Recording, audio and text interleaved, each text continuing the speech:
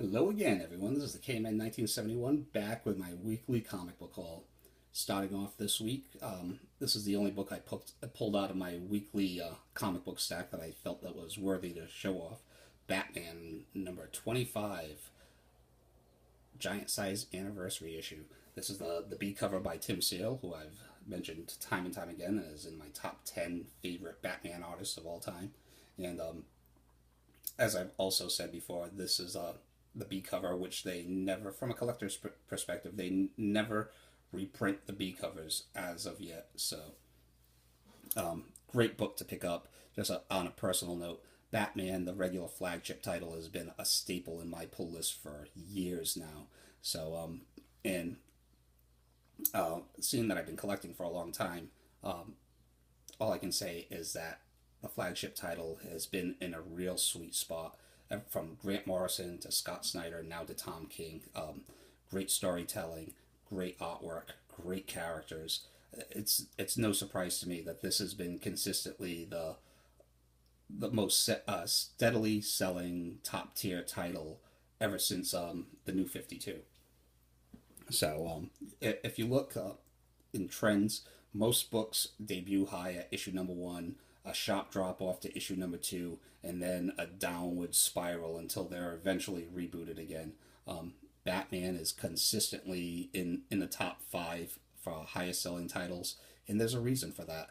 It's because of the characters, it's because of the creative teams, and that's why people put their money down for it month in and month out, regardless of what the number is on the cover or what the ratio variant is. And that's what comics are all about, man. So, would definitely recommend this ongoing Batman title to anyone. And this was the first part of the War of Jokes and Riddles.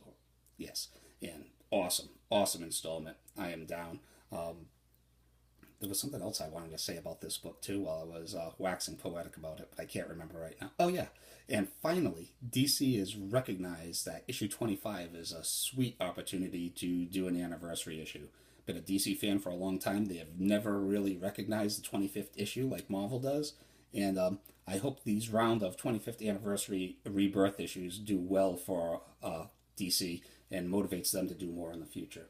So, very cool. Batman number 25. And I love that color scheme too. Kick-ass. All right, now into the back issues.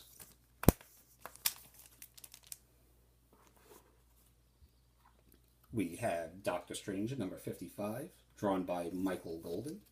And this is the second half of my Doctor Strange dollar binge that I went through a couple of weeks ago.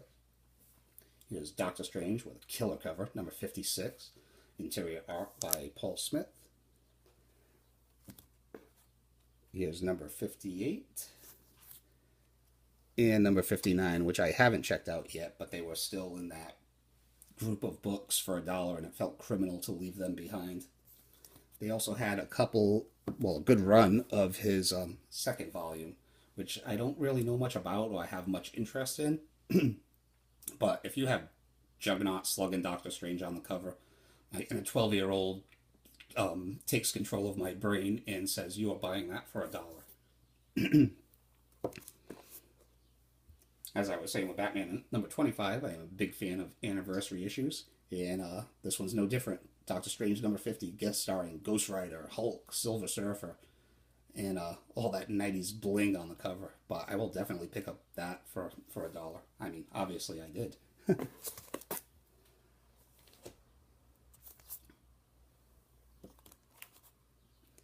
Captain America 374. I picked this up for the simple reason of I've never seen Captain America face off against Bullseye before. So, yeah, and the fight was pretty lame on the inside. Typical 90s junk. But, on a positive note, it was drawn by Ron Lim, who was one of my favorite Silver Surfer artists back in the 90s. So, at least it was well drawn, but just the art was so lame. I mean, not the art, the story was very lame.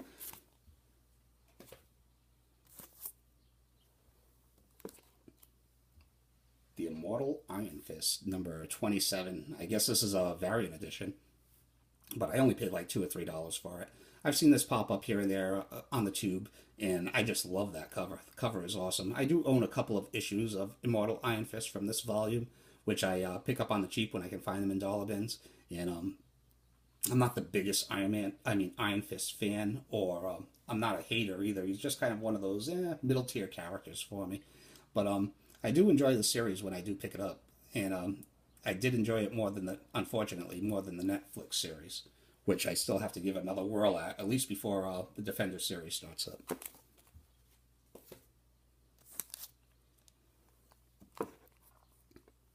Okay, my comic shop where I pick up my regular pull list ended up buying a collection.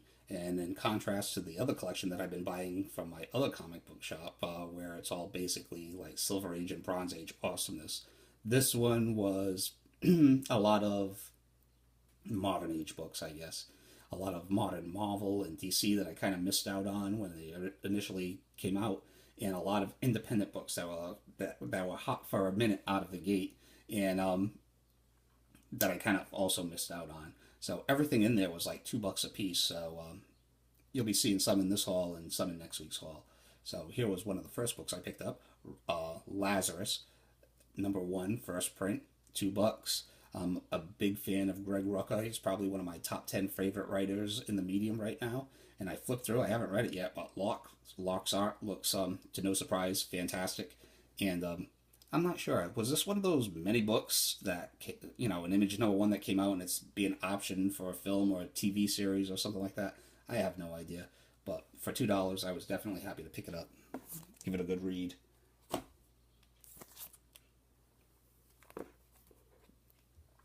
Also for $2, Joker's Asylum #1, Poison Ivy. Or rather, Joker's Asylum, Poison Ivy #1. Just a beautiful cover and interiors by Gilliam March, who I want to say, as of right now, is probably the definitive Poison Ivy artist. Yes, I know we haven't seen her drawn by the likes of Adam Hughes or J. Scott Campbell or Art Germ, but for what's out there right now, I don't think anyone can touch Gilliam March's Poison Ivy. So, really cool. Between this and his work on Gotham City Sirens, wow. He takes Poison Ivy to a whole other level. Another $2 hauler, Supergirl #5 from the New 52 volume, and I guess this is the first appearance of Rain, who will be the main antagonist for the upcoming season of Supergirl, the Supergirl TV show, which I do not watch. I know the CW stuff is so popular, but with me, it just doesn't have the budget that I feel a comic book property should have. And I understand it's because it's on TV, but I don't know. When it comes to comic book properties going from one medium to another, I'm kind of snobby. If you can't have the budget and do it right, I'd rather you not do it at all. I mean, you can do it within your means. I mean, look how excellent Daredevil is. But as far as like the CW goes, it's just not my shtick. But I'm very glad that it's out there and that it's attracting an all-new generation of fans to the comic book medium. So it does serve a purpose, a positive purpose. It's just not to my taste, unfortunately.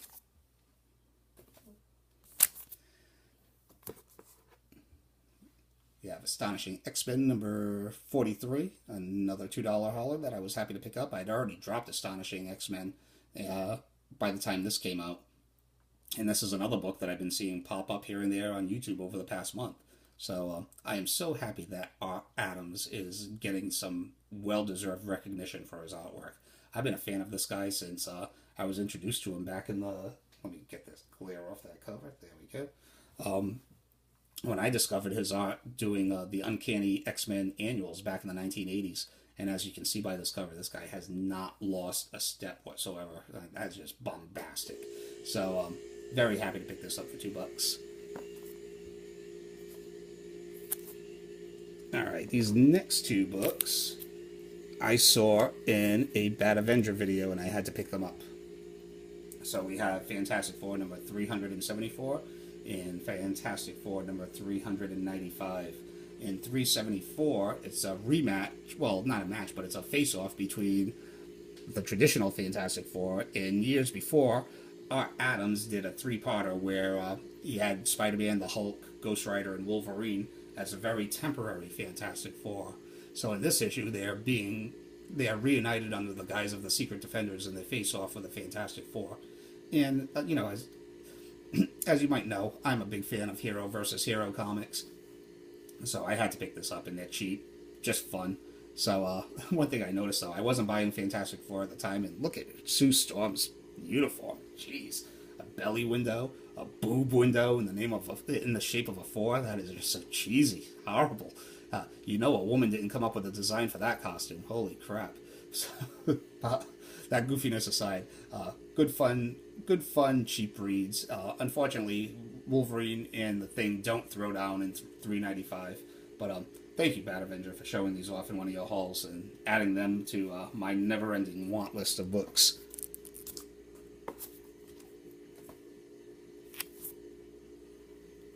Continuing on with some FF. This is Fantastic Four number 211. This is the first appearance of Terrax the Tamer, who would eventually become a Herald of Galactus. And it's just one of those villain first appearances, FF villain first appearances that for some reason I wanted. And it was only like $2 or $3, so why not? When I can come across Bronze Age Fantastic Four for $2 or $3, I will pick that up every time in a good grade. Which, unfortunately, this one was not. This is Fantastic Four number 130, and I was so distracted by that signature right there. Jim Steranko. I'm like, wow, Jim Steranko doing the Fantastic Four. I haven't seen that before. That's pretty cool. And as you can see by the cover, this is a pretty tame cover by Steranko standards. But I was so distracted by the cover that I didn't notice that there was a tape pull up near the thing, so that would unfortunately bring this down to maybe a VG+. But I'll give it a read anyway, don't get me wrong. But I was just kind of bummed when you miss glaring things like that right on the cover, right in front of your face, and you still buy it anyway. So, but oh well, $5 out the window.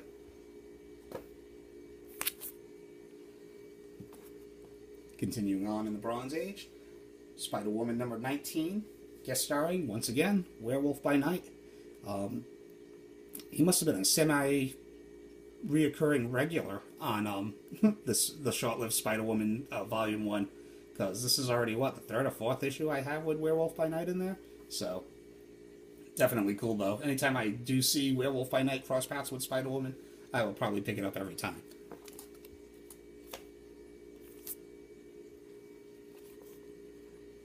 Here we have Marvel Team Up number 66, and this is the second part of the Spider-Man Captain Britain team up, which saw the American debut of Captain Britain in American comics. I also want to say that this is the first appearance of Arcade, who is just a goofy-ass villain that I cannot stand. He is on the same level of annoyance with me as, say, Mr. Mixelplick or Mixspitalik, however you want to pronounce his name. But just villains that just irk me with their overall cheesiness.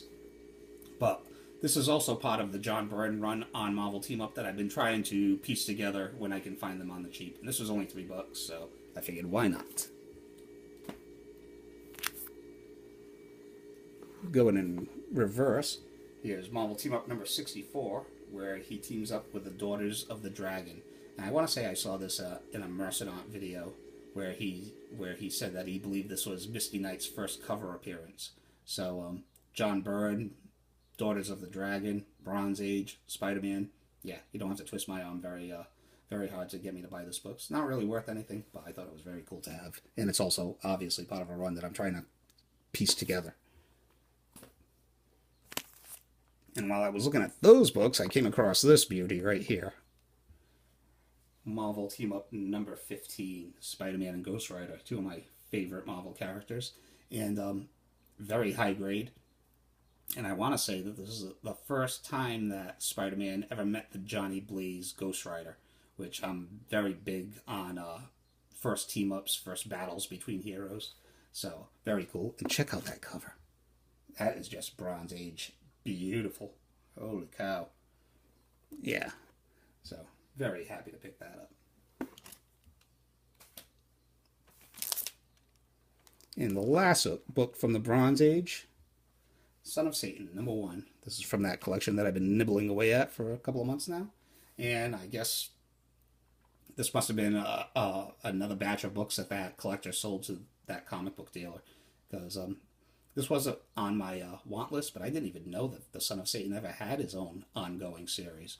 So as you may know, as some of you may know, I do have a soft spot for these early Bronze Age premiere issues. So for $10, I figured why not. I couldn't get through the story though; it was pretty cheesy. He goes to hell and confronts his father and battles a bunch of demons, and I don't know. I guess the drugs in the '70s were very, very strong.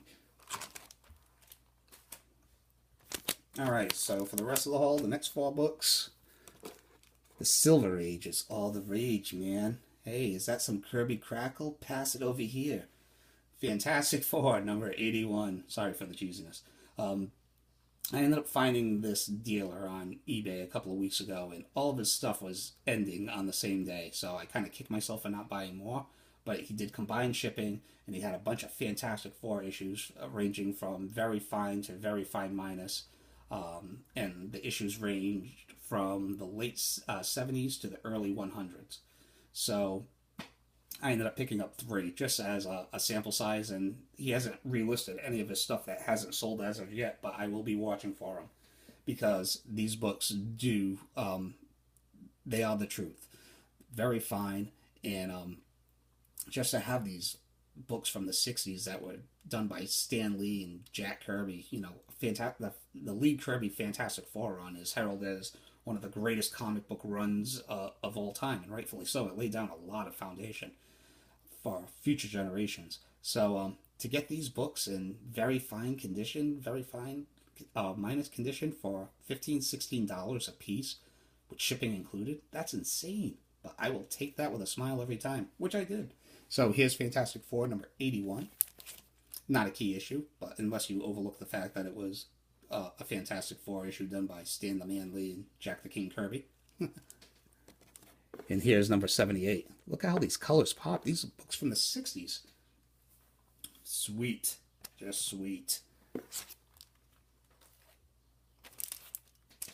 Continuing on in the Silver Age.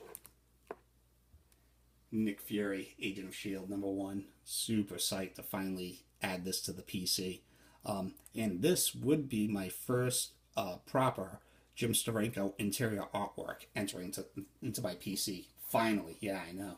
But beautiful cover. I flipped through it. The artwork is incredible. The story is, dated, obviously, but beautiful.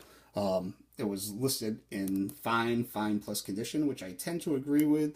The main thing that's wrong with it is obviously right there. Between the 12 cents and the number 1, there is a marker stain. But other than that, this book is beautiful, man. No chipping. Some spine ticks, don't get me wrong. It's probably only like a 6.0, 6.5. But for $50, Nick Fury, Agent of S.H.I.E.L.D. number 1. I never see this book in my area. Never have. I've seen number 4. I've seen a bunch of issues, but never number 1. So to pick that up for $50 shipped, I was really happy with it. And as many of us know that shop on eBay, there's a lot of people that list books that are, issues of S.H.I.E.L.D. number 1 in much worse condition than that for a lot more than $50. So just one of those auctions that I bid on it and no one else bid on it. It ended on an odd day. I ended up taking this, buying this for $50. Sweet. And under normal circumstances, that would be my pick of the week. And it would have been this week also if I didn't pick this bad boy up. Yes. The Mighty Thor, number 126, the premiere issue of Thor. Just last week I showed Hulk 102, which was the premiere issue of the volume of Hulk that I grew up reading. And this is the premiere issue of volume 1 of Thor that I grew up reading, where this is the issue number 125. It was still titled Journey into Mystery, starring Thor, or Thor starring in Journey into Mystery. And then with issue 126, they just finally got rid of the Journey into Mystery title, and Thor took over the title, I guess, literally. And this was the Thor book for most of my years collecting, and very, very happy to pick this up. I'm psyched. Still obsessing a little with this expansion era during Marvel in the 1960s. So I still have another one that I'll be showing to you next week when it comes in. It'll be my 3rd slab book in my collection. So very happy to pick these up. When I was a younger collector, just discovering comic book shops, these books, these kind of wall books right here, just seem so out of range, and that I would never afford them. So I'm very happy to pick this up. So I will see you all next week with my next comic book haul. Thank you for watching. Thank you for commenting. Oh, and speaking of commenting, thank you all for that took the time to comment last week. Let me just clarify a little bit. When I ended last week's video saying thanking everyone for watching that bothers to watch, that's what I was. That was what I really wanted to put emphasis on, and I was kind of just goofing on myself, saying that I was old and boring, of why my viewership declines. So first of all, let me just say that anyone that takes the time to watch my videos and gets some kind of entertainment from it, I'm happy with that. It is a little odd that my viewership has dropped down to what it was during my first month shooting YouTube videos, but it is what it is. When I say I'm old and boring, I don't really think I'm old and boring per se, but there's been kind of a zeitgeist that has gone on in the hobby as of the past couple of years or so. When I grew up, demand was based on creators, storylines, characters, as opposed to now, a lot of the demand is fueled by incentive variant issues and movie and TV speculation. You need only to go to CBSI any given week and look at what they pick for the Wednesday picks. Very variant driven. Look at their top 10 books, back issues. Very variant driven. And there is no right or wrong way to collect, but as you can see in my hauls, I don't really have a lot of that stuff that the modern collector might find interesting, as opposed to variants and speculation. There is here and there, but it doesn't dominate my hauls. So I could see, that's what I meant as a younger collector, a modern collector, seeing I don't have a lot of modern variants in my hauls. They might view this as boring. Kind of along the same way that I used to view the older collectors when I first discovered comic book shops when I was, preteen, and they were always thumbing their nose down to anything that wasn't Silver Age and that wasn't done by Kirby or Ditko. And while I've never been that kind of comic book elitist, seeing that I embrace all the ages, I remember myself viewing them as boring, even though they weren't boring. And I can see how a younger or modern collector might view these hauls as boring. They could care less about a Thor 126, but they would love the current 1 in 200 variant or whatever flavor of the month. And I'm more interested in like comic book history and first appearances and storylines. So that's all I meant by it. There is no right or wrong way of collecting, and I just wanted to thank people that, or the type of collector that do enjoy these type of hauls. So that was about it. That's all I have for this week. I just wanted to clarify that a little bit, and I will see you all next week with another comic book haul. And yeah, that's about it. Take it easy. Enjoy your weekend. Enjoy the weather. Take care. See ya.